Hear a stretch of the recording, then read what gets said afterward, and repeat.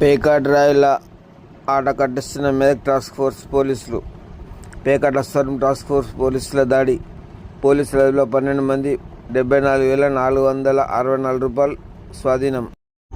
జిల్లా ఎస్పీ దేవులపల్లి శ్రీనివాసరావు బుధవారం రాత్రి 10 గంటలకు విడుదల చేసిన ప్రకటనలో తెలిపారు. టాస్క్ ఫోర్స్ పోలీసులకు అందిన సమాచారం మేరకు వెంకటరావు నగర్ కాలనీలో ఇంటిపై దాడి చేయగా 12 మంది పేకాట ఆడుతూ వారికి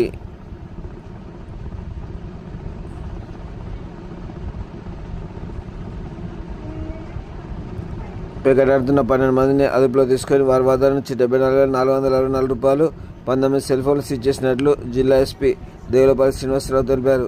పేకాట ఆడుతూ పట్టుబడ్డ వారిని మెదక్ టౌన్ పోలీసులకు అప్పగించి కేసు నమోదు చేసుకుని దర్యాప్తు చేస్తున్నారు. అరెస్ట్ అయిన వారిలో A Vinod, CH Prakash, P Satyam, N Rajesh, M Rajender, B Narender Reddy, M Raju, S Shekar, T Venu, B Gopal, K Anjaneyulu, J Suresh లు ఉన్నారు. పేకాట ఆడుతున్న సమాచారాన్ని 100 కాల్కి ఫోన్ చేసి సమాచారం అందించిన వారి పేర్లు గోప్యంగా ఉంచుతామని జిల్లా ఎస్పీ దేవులపల్లి శ్రీనివాసరావు తెలిపారు.